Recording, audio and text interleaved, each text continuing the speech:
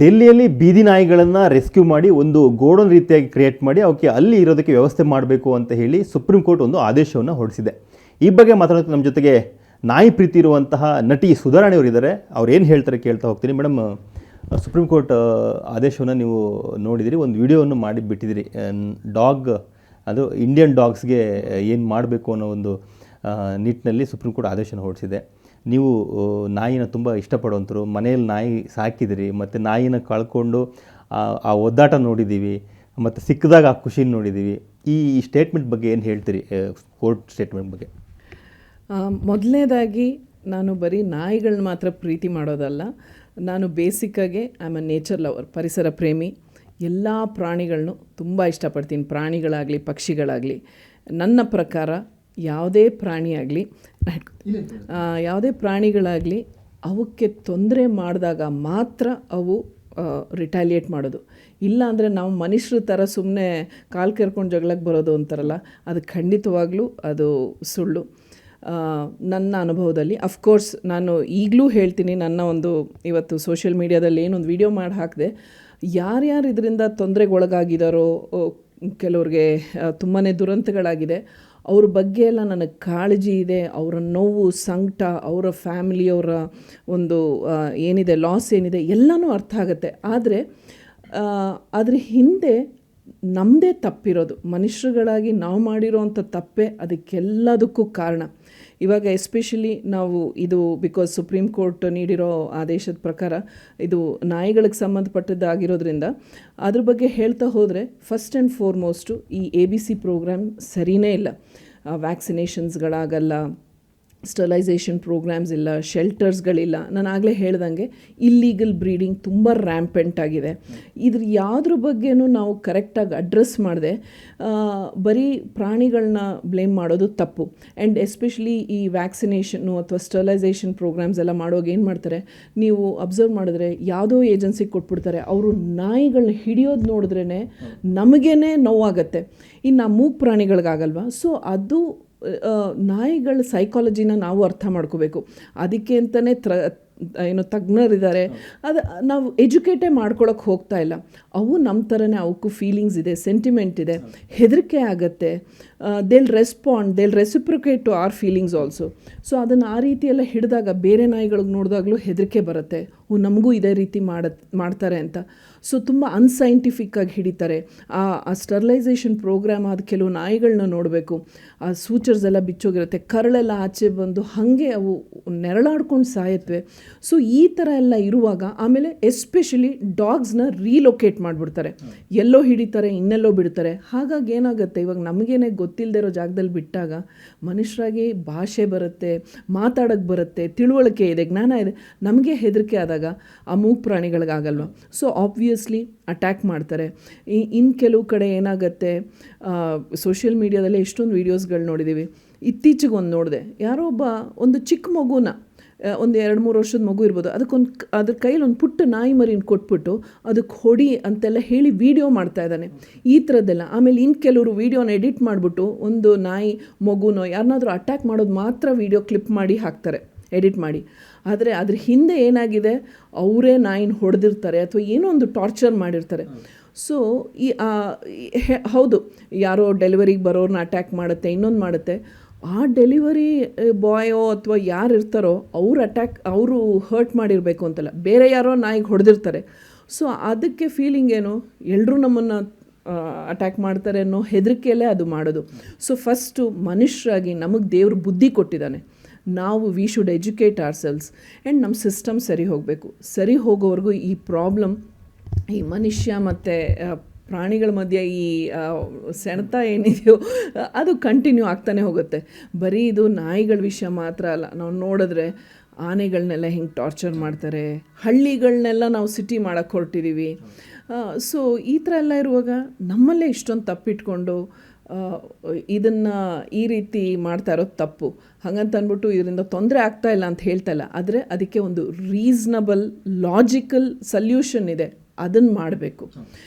ಎಷ್ಟೋ ಜನ ನಾನು ಸೋಷಿಯಲ್ ಮೀಡಿಯಾದಲ್ಲಿ ವೀಡಿಯೋ ಹಾಕಿದ ತಕ್ಷಣ ಕೇಳಿದ್ರು, ನೀವೆಷ್ಟು ನಾಯಿನ ಸಾಕಿದ್ದೀರಾ, ನೀವೆಷ್ಟು. ಖಂಡಿತವಾಗ್ಲೂ ನಾಯಿನ ಸಾಕಿದ್ದೀನಿ. ನನ್ನ ಏರಿಯಾದಲ್ಲಿರುವಂಥ ನಾಯಿಗಳಿಗೆ ನಾನು ಮಾಡಿದ ಕೆಲಸನ ಹೇಳ್ಕೊಳಕ್ಕೆ ಇಷ್ಟಪಡಲ್ಲ. ಬೇಕಾದಷ್ಟು ನಾಯಿಗಳಿಗೆ ಸ್ಟೆರಿಲೈಸೇಷನ್ ಮಾಡಿಸಿದ್ದೀನಿ, ವ್ಯಾಕ್ಸಿನೇಷನ್ ಮಾಡಿಸ್ತಾ ಇರ್ತೀನಿ. ಆ್ಯಂಡ್ ಫುಲ್ ಟೈಮ್ ನಾನು ಇದರಲ್ಲೇ ಇರೋಕ್ಕಾಗಲ್ಲ. ಸೊ ಇಂಥ ಆರ್ಗನೈಸೇಷನ್ಗಳು ಯಾವುದಿದೆಯೋ ಅದಕ್ಕೆ ನನ್ನ ಕೈಲಾದ ಮಟ್ಟಿಗೆ ಸಹಾಯ ಮಾಡ್ತೀನಿ. And definitely I try to educate people. And ಹಾಗಂತ ಅಂದ್ಬಿಟ್ಟು ನೀವೇ ಫೀಡ್ ಮಾಡಿ, ನೀವೇ ಶೆಲ್ಟರ್ ಮಾಡಿ ಅಂತೆಲ್ಲ ಹೇಳ್ತಾರೆ. ಏನಾಗುತ್ತೋ ಅದನ್ನು ಮಾಡ್ಬೋದು. ಇವಾಗ ಫೀಡ್ ಮಾಡೋದ್ರಿಂದ ಏನಾಗುತ್ತೆ, ಅದಕ್ಕೆ ಹಶ್ವಾಗದೇ ಇದ್ದಾಗ ಅದು ಯಾತಕ್ಕೆ ಅಟ್ಯಾಕ್ ಮಾಡೋಕ್ಕೆ ಹೋಗುತ್ತೆ? ಮಾಡಲ್ಲ. ಸೊ ಆ್ಯಕ್ಚುಲಿ ಅದ್ರ ಪ್ರೋಸ್ ಆ್ಯಂಡ್ ಕಾನ್ಸ್ ಎರಡೂ ವೇಯ್ ಮಾಡಿ, all I am asking is ನಾವು ಓಪನ್ ಮೈಂಡೆಡ್ ಆಗಿದ್ದು ನೋಡಬೇಕು. And we should help people. ಇವಾಗ ಫೀಡ್ ಮಾಡಬೇಡಿ ಅಂತ ಹೇಳ್ತಾರೆ. ಅದು ಫೀಡ್ ಮಾಡೋದ್ರಿಂದ ಏನಾಗುತ್ತೆ, ಒಂದು ಟ್ರಸ್ಟ್ ಬೆಳೆಯುತ್ತೆ. ಯಾರು ಫೀಡ್ ಮಾಡ್ತಾರೋ ಅವ್ರಿಗೆ ಹೊಟ್ಟೆನೂ ತುಂಬತ್ತೆ. ಫೀಡ್ ಮಾಡಿದಾಗ ಟ್ರಸ್ಟ್ ಬರುತ್ತೆ. ಅದನ್ನು ಕರೆಕ್ಟ್ ರೀತಿಲಿ ಹಿಡಿದು ಈ ಸ್ಟರ್ಲೈಸೇಷನ್ ಅಥವಾ ವ್ಯಾಕ್ಸಿನೇಷನ್ ಪ್ರೋಗ್ರಾಮ್ ಮಾಡೋದಕ್ಕೆ ಈಸಿ ಆಗುತ್ತೆ. ಅದನ್ನು ಜನಗಳು ಅರ್ಥ ಮಾಡ್ಕೋಬೇಕು, ಅದಕ್ಕೆ ಹೆಲ್ಪ್ ಮಾಡಬೇಕು. ಒಬ್ರಿಗೊಬ್ರು ಸಾಥ್ ನೀಡಿದ್ರೇ ಈ ಪ್ರಾಬ್ಲಮ್ನ ಎರಾಡಿಕೇಟ್ ಮಾಡೋಕ್ಕಾಗೋದು. ಮೇಡಮ್, ಡೆಲ್ಲಿಯಲ್ಲಿ ಈ ಒಂದು ಆದೇಶವನ್ನು ಬಂದ ತಕ್ಷಣ, ಸುಪ್ರೀಂ ಕೋರ್ಟ್ ಬಂದ ತಕ್ಷಣ ಕೇರಳದಲ್ಲಿ ಇದನ್ನು ಇಂಪ್ಲಿಮೆಂಟ್ ಮಾಡಬೇಕು ಅಂತ ಹೇಳಿ ವಾದಗಳು ನಡೀತದೆ. ಕರ್ನಾಟಕದಲ್ಲಿ ಇಂಪ್ಲಿಮೆಂಟ್ ಮಾಡಬೇಕು ಅಂತ ಹೇಳಿ ಒಂದಿಷ್ಟು ಜನರು ಅದಕ್ಕೆ ಸಪೋರ್ಟಿವ್ ಆಗಿ ಮಾತಾಡ್ತಿದ್ದಾರೆ. ಮತ್ತು ಬೀದಿ ನಾಯಿಗಳ ಅಟ್ಯಾಕ್ ಆದಂತಹ ವಿಡಿಯೋಗಳು ನೋಡಿದಂಥ ಸಂದರ್ಭದಲ್ಲಿ ಬೆಂಗಳೂರಲ್ಲಿ ಎಸ್ಪೆಷಲಿ ಅತಿ ಹೆಚ್ಚು ನಾಯಿಗಳು ಇದೆ. ಹಾಗಾಗಿ ಅವೆಲ್ಲವನ್ನು ರೆಸ್ಕ್ಯೂ ಮಾಡಿ ಅವನು ಶೆಲ್ಟರಲ್ಲಿ ಹಾಕೋದ್ರಿಂದ ಒಳ್ಳೆಯದಾಗುತ್ತೆ ಅನ್ನೋ ಮಾತನ್ನು ಕೆಲವರು ಹೇಳ್ತಾರೆ. ಸೊ ಆ ವಾದದ ಬಗ್ಗೆ ನೀವೇನು ಹೇಳ್ತೀರಿ? ನಾನು ಆಗಲೇ ಹೇಳ್ದಂಗೆ ನಮಗೆ ದೇವರು ಬುದ್ಧಿ ಕೊಟ್ಟಿದ್ದಾನೆ. ನಮ್ಮನ್ನು ಫಸ್ಟು ನಾವು ಎಜುಕೇಟ್ ಮಾಡ್ಕೋಬೇಕು.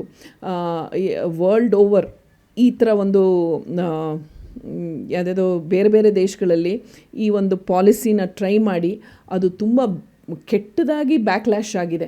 ಸೊ ಇದರಿಂದ ಬರೀ ನಾಯಿಗಳನ್ನ ಒಂದು ಶೆಲ್ಟರಲ್ಲಿ ಹಾಕ್ಬಿಟ್ಟು ಮನುಷ್ಯರು ಸೇಫ್ ಆಗ್ತಾರೆ ಅಲ್ಲ, ಅದ್ರ ಹಿಂದೆ ತುಂಬಾ ಒಂದು ಸೈಂಟಿಫಿಕ್ ರೀಸನ್ ಇದೆ. ಸ್ಟಡಿ ಮಾಡಿದ್ದಾರೆ ಹೇಗೆ ಆ ಥರ ಮಾಡಿದಾಗ ಈ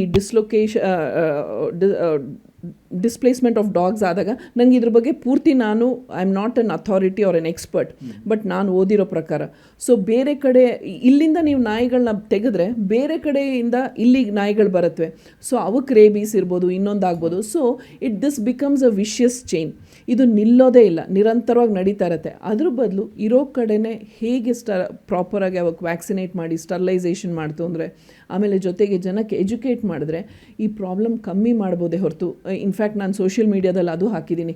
ಜೈಪುರಲ್ಲಿ ಈ ಥರ ಒಂದು ಟ್ರೈ ಮಾಡಿ ಅದು ತುಂಬ ಕೆಟ್ಟ ಪರಿಣಾಮ ಆಗಿ ಆಮೇಲೆ ಈಗ ಪ್ರಾಪರ್ ವ್ಯಾಕ್ಸಿನೇಷನು ಸ್ಟರ್ಲೈಸೇಷನ್ ಎಲ್ಲ ಮಾಡಿ ಈ ಪ್ರಾಬ್ಲಮ್ಮೇ ಇಲ್ಲ. ನೆದರ್ಲ್ಯಾಂಡ್ಸ್ ಅಲ್ಲೂ ಅವರು ತುಂಬ ಸ್ಟ್ರಿಂಜೆಂಟಾಗಿ ಆ ರೂಲ್ಸ್ ಎಲ್ಲ ಫಾಲೋ ಮಾಡಿ ಅಲ್ಲಿ ಈ ಥರ ಸ್ಟ್ರೇ ಡಾಗ್ ಮೆನೆಸ್ ಆಗಲಿ ಇದೆಲ್ಲ ಯಾವುದೂ ಪ್ರಾಬ್ಲಮ್ ಇಲ್ಲ. ಯಾಕೆ ನಾವು ಅದನ್ನೆಲ್ಲ ನೋಡಿ ಕಲಿಬಾರ್ದು? ಅದು ಬಿಟ್ಟು ಈ ಥರ ಮನ್ಸಿಗೆ ಬಂದ ಹಾಗೆ ಏನೇನೋ ಮಾಡಿದ್ರೆ ಆಬ್ವಿಯಸ್ಲಿ ಅಟ್ಯಾಕ್ ಆಗೇ ಆಗುತ್ತೆ ಅಲ್ವಾ? ಮೇಡಮ್, ಇವತ್ತೊಂದು ವರದಿ ಸ್ಟಡಿ ಮಾಡ್ತಾ ಇದ್ವಿ. ಸೊ ಆವಾಗ ಬೆಂಗಳೂರಲ್ಲಿ ಅಥವಾ ಕರ್ನಾಟಕದಲ್ಲಿ 2025ರಿಂದ ಇದುವರೆಗೂ ಒಂದು 7-8 ತಿಂಗಳಲ್ಲಿ ಎಷ್ಟು ಡಾಗ್ ಅಟ್ಯಾಕ್ಸ್ ಆಗಿದೆ ಅನ್ನೋದು ಹೆಚ್ಚು ಕಡಿಮೆ 3,10,000ವರೆಗೂ ಅದು ರೀಚ್ ಆಗಿದೆ ಮೇಡಮ್. 2,87,000 ಸಮಥಿಂಗ್ ಅಷ್ಟು ಅಟ್ಯಾಕ್ಸ್ ಆಗಿದೆ, ಡಾಗ್ ಅಟ್ಯಾಕ್ಸ್ ಆಗಿರೋಂತಂದರೆ ಮನುಷ್ಯರ ಮೇಲೆ ಅಟ್ಯಾಕ್ ಆಗಿರೋದ್ರ ಬಗ್ಗೆ. ಸೊ ಈ ಥರದ ಘಟನೆಗಳೆಲ್ಲ ನೋಡಿದಾಗ ಅದು ನೀವು ಹೇಳಿದಾಗ ಕೆಲವೊಂದಿಷ್ಟು ಜನರು ಇದು ಮಾಡಿದ ಕರೆಕ್ಟ್ ಇದೆ, ಕರ್ನಾಟಕದಲ್ಲಿ ಇಂಪ್ಲಿಮೆಂಟ್ ಆಗಬೇಕು ಅನ್ನೋ ಥರದ ವಾದವನ್ನು ಮಂಡಿಸ್ತಾರೆ. ಹಾಗಾಗಿ ಆ ಥರದ ಅಟ್ಯಾಕ್ ಬಗ್ಗೆ ನೀವೇನು ಹೇಳ್ತೀರಿ? ಅದಕ್ಕೆಲ್ಲ ಅದೇ ಮೇನ್ ಇದೆ ಅಲ್ವಾ ಕಾರಣ. ನಮ್ಮ ಕಡೆಯಿಂದ ಫಾಲ್ಟ್ ಆಗಿರೋದ್ರಿಂದನೇ. ಏಕೆಂದರೆ ನಾನು ಆಗಲೇ ಹೇಳ್ದಂಗೆ ಈ ಡಾಗ್ ಕ್ಯಾಚರ್ಸ್ ಅವ್ರು ಹಿಡಿಯೋ ರೀತಿ ನೋಡಿದ್ರೆ ಹಿಂಸೆ ಆಗುತ್ತೆ. ಸೊ ಆಬ್ವಿಯಸ್ಲಿ ಯಾರ ಕೈಯಲ್ಲಿ ಏನೋ ಒಂದು ಹಿಡ್ಕೊಂಬಂದ್ರು ಅದಕ್ಕೆ ಸೈಕಲಾಜಿಕಲಿ ಏನು ಅದು ಯಾವ ಥರ ಕಾಣುತ್ತೆ ಅಂತ ನಮಗೆ ಗೊತ್ತಿಲ್ಲ, ಅಥವಾ ಯಾವ ಥರ ಅದಕ್ಕೆ ಅನಿಸುತ್ತೆ ಅನ್ನೋದು ನಮ್ಗೆ ಗೊತ್ತಿಲ್ಲ. ಸೊ ಕೈಯಲ್ಲಿ ಯಾರೋ ಒಬ್ರು ಏನೋ ಒಂದು ಬ್ಯಾಗ್ ಹಿಡ್ಕೊಂಡು ಹೋಗ್ತಿರ್ಬೋದು, ಅಥವಾ ಏನೋ ಒಂದು ಕೋಲು ವಾಕಿಂಗ್ ಸ್ಟಿಕ್ಕೋ ಇಟ್ಕೊಂಡಿರ್ಬೋದು. ಅವಾಗ ನಾಯಿಗೆ ಅನ್ನಿಸ್ಬೋದು ಇವ್ರು ನನ್ನನ್ನು ಹೊಡಿಯೋಕ್ಕೆ ಬರ್ತಾ ಇದ್ದಾರೆ ಅಂತ. ಸೊ ಅಟ್ಯಾಕ್ ಆಗ್ಬೋದು. ಅವ್ರು ಏನೂ ಮಾಡಿಲ್ಲದೆ ಇರ್ಬೋದು, ಆಬ್ವಿಯಸ್ಲಿ ಅಟ್ಯಾಕ್ ಆಗುತ್ತೆ. ಏಕೆಂದರೆ they also would have undergone trauma. ಹೇಗೆ ಮನುಷ್ಯರಿಗೆ ನಮಗೆ ಟ್ರಾಮಾ ಆಗುತ್ತೋ, ನಮಗೆ ಡಿಪ್ರೆಷನ್ ಆಗುತ್ತೋ ಅದಷ್ಟು ನಾಯಿಗಳಿಗಾಗತ್ತೆ. ಏಕೆಂದರೆ ಎಷ್ಟು ಆರ್ಮಿನಲ್ಲಿ ನಾಯಿಗಳನ್ನ ಯೂಸ್ ಮಾಡ್ತೀವಿ, ಪೊಲೀಸಲ್ಲಿ ನಾಯಿಗಳನ್ನ ಯೂಸ್ ಮಾಡ್ತೀವಿ, ಹೆಲ್ತ್ ಕೇರಲ್ಲಿ ನಾಯಿಗಳನ್ನ ಬಳಸ್ತಾರೆ, ಡ್ರಗ್ಸು, ಇದು ಎಷ್ಟೊಂದು ಕಡೆ ನಾಯಿನ ಬಳಸುವಾಗ they can be trained, this can be rectified. That is all that I can say. Madam, ಇಂಥ ಒಂದು ಸಿಚುವೇಶನ್ ಬಂದಾಗ ಒಂದು ಪ್ರಶ್ನೆ ಸಾಮಾನ್ಯವಾಗಿ ಮೂಡುತ್ತೆ. ಅಂದರೆ ಕೆಲವರು ಮನೆಯಲ್ಲಿ ನಾಯಿಗಳನ್ನು ಸಾಕಿರ್ತಾರೆ, ಅದನ್ನು ಬೀದಿ ತರ್ತಾರೆ, ಬೀದಿಯಲ್ಲಿ ಓಡಾಡಿಸ್ತಾರೆ, ಮತ್ತು ಬೀದಿಯಲ್ಲೆಲ್ಲ ಗಲೀಜು ಮಾಡಿಸಿರ್ತಾರೆ, ಫುಟ್ಪಾತ್ ಮೇಲೆ ಹೋಗೋದಕ್ಕಾಗೋದಿಲ್ಲ, ನಡ್ಕೊಂಡು ಹೋಗೋದಕ್ಕಾಗೋದಿಲ್ಲ, ಈ ಥರದ್ದೆಲ್ಲ ವಾದವೂ ಕೂಡ ಇರುವಂಥದ್ದು. ಮತ್ತು ಇನ್ನು ಕೆಲವರು ನಾಯಿ ಅದು ಮರಿ ಹಾಕಿದ ತಕ್ಷಣ ಮನೆಯಲ್ಲಿ ಸಾಕೊಳ್ಳೋಕೆ ಆಗದಿದ್ದ ಸಂದರ್ಭದಲ್ಲಿ ತಂದು ಮತ್ತೆ ಬೀದಿಗೆ ತೊಗೊಂಡೋಗಿ ಬಿಡುವಂಥವ್ರು ಕೂಡ ಸಾಕಷ್ಟು ಜನ ಬೆಂಗಳೂರಲ್ಲಾದರೂ ಎಲ್ಲೇ ಹೋದರೂ ಸಿಗ್ತಾರೆ. ಅಂಥವ್ರಿಗೆ ಏನು ಹೇಳ್ತೀರಿ? ನಾಯಿ ವಾಕ್ ಕರ್ಕೊಂಡೋಗ ಬೀದಿಲಿ ಗಲೀಜು ಮಾಡಿದ್ರೆ ಅದು ಯಾರು ತಪ್ಪು? ಸಾಕಿದವ್ರು ತಾನೇ ಅದನ್ನು ಕ್ಲೀನ್ ಮಾಡಬೇಕು. ಇದೇ ಮನುಷ್ಯರು ಅವರೇ ಎಲ್ಲೆಲ್ಲೋ ಗಲೀಜು ಮಾಡ್ತಾರೆ, ಕಸಾನ ತೆಗೆದು ಪಕ್ಕದ ಮನೆ ಕಾಂಪೌಂಡ್ ಖಾಲಿ ಸೈಟಲ್ಲಿ ಎಸೀತಾರೆ. ಇಷ್ಟೊಂದು ಅವೇರ್ನೆಸ್ ಕ್ರಿಯೇಟ್ ಆಗ್ತಾಯಿದೆ, ಪ್ಲಾಸ್ಟಿಕ್ ಉಪಯೋಗಿಸ್ಬಾರ್ದು, ವೆಟ್ ವೇಸ್ಟು ಡ್ರೈ ವೇಸ್ಟ್ ಎಲ್ಲ ಸೆಗ್ರಿಗೇಟ್ ಮಾಡಬೇಕು ಅಂತ ನಾವು ಎಷ್ಟು ಜನ ಪಾಲಿಸ್ತಾ ಇದ್ದೀವಿ? ಸೊ ಇದರಲ್ಲಿ ಯಾರು ತಪ್ಪು? ಪ್ರಾಣಿಗಳ ತಪ್ಪ ಅಥವಾ ಮನುಷ್ಯರ ತಪ್ಪ? ನಾಯಿಗಳನ್ನ ಇಲ್ಲಿಗಲ್ ಬ್ರೀಡಿಂಗ್ ಮಾಡಬಾರ್ದು ಅಂತಂದ್ರೂ ದುಡ್ಡು ಕೊಟ್ಟು ನಾಯಿಗಳನ್ನ ಕೊಂಡ್ಕೊಂಬರ್ತಾರೆ, ಪ್ರಾಣಿಗಳನ್ನ ಕೊಂಡ್ಕೊಂಬರ್ತಾರೆ, ಪಕ್ಷಿಗಳನ್ನ ಕೊಂಡ್ಕೊಂಬರ್ತಾರೆ. ಸೊ ಇದರಲ್ಲಿ ಯಾರ್ದು ಫಾಲ್ಟ್ ಜಾಸ್ತಿ? ನಮಗೆ ನಾನು ಆಗಲೇ ಹೇಳ್ದಂಗೆ ನಮಗೆ ದೇವರು ಕಣ್ಣು ಕಿವಿ ಕೈ ಕಾಲೆಲ್ಲ ನೆಟ್ಟಿಗೆ ಕೊಟ್ಟಿದ್ದಾನೆ, ಬುದ್ಧಿ ಕೊಟ್ಟಿದ್ದಾನೆ. ಅದನ್ನು ಸರಿಯಾದ ರೀತಿಲಿ ಯಾಕೆ ನಾವು ಬಳಸಲ್ಲ? So we have to educate our self.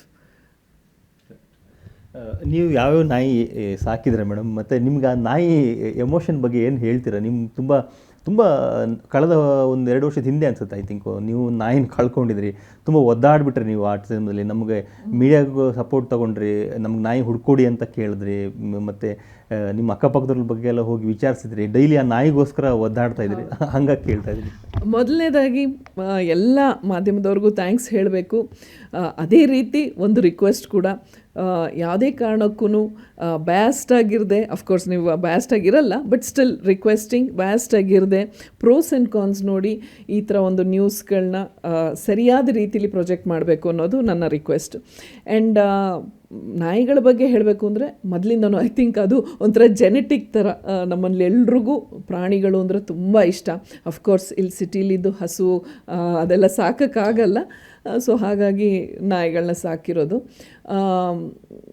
ನನಗೆ ನನ್ನ ಹತ್ರ ಇವಾಗ ಸದ್ಯಕ್ಕೆ ಮಿಕ್ಕಿ ಮಿನಿ ಅಂತ ಅವರಿಬ್ಬರು golden retriever.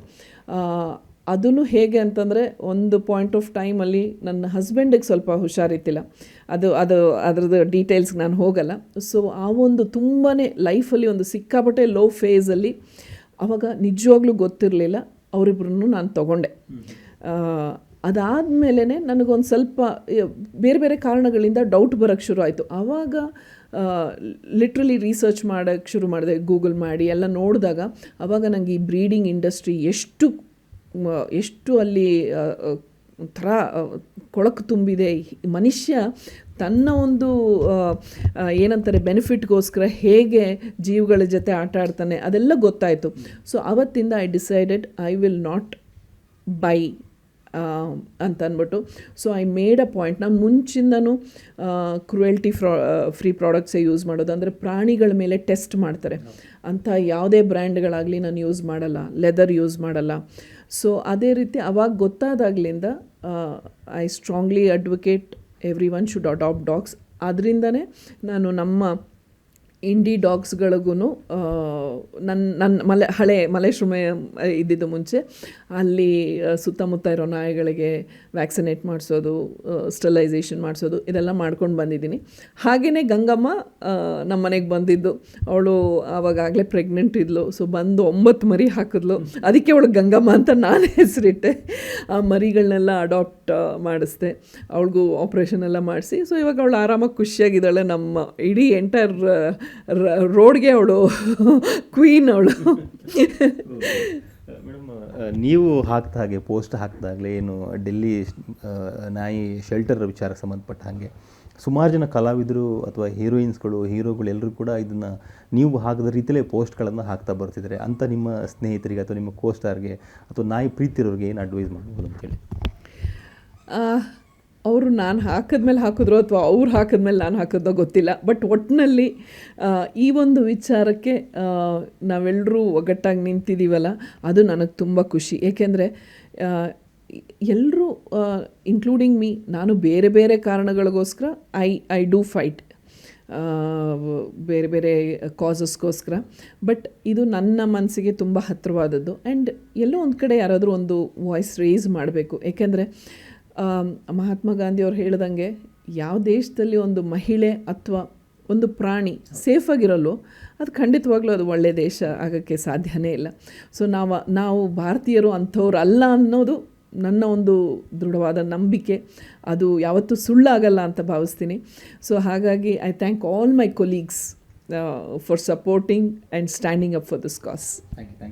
Thank you. So ಇದಿಷ್ಟು ನಟಿ ಸುಧಾರಣೆ ಅವರ ಮಾತುಗಳು. ಕ್ಯಾಂಪರ್ಸನ್ನು ರುದ್ರೇಶ್ ಜೊತೆಗೆ ವಿಜಯ್ ಪಟ್ಟದ, ಏಷ್ಯಾನೆಟ್ ಸುವರ್ಣ ನ್ಯೂಸ್, ಬೆಂಗಳೂರು.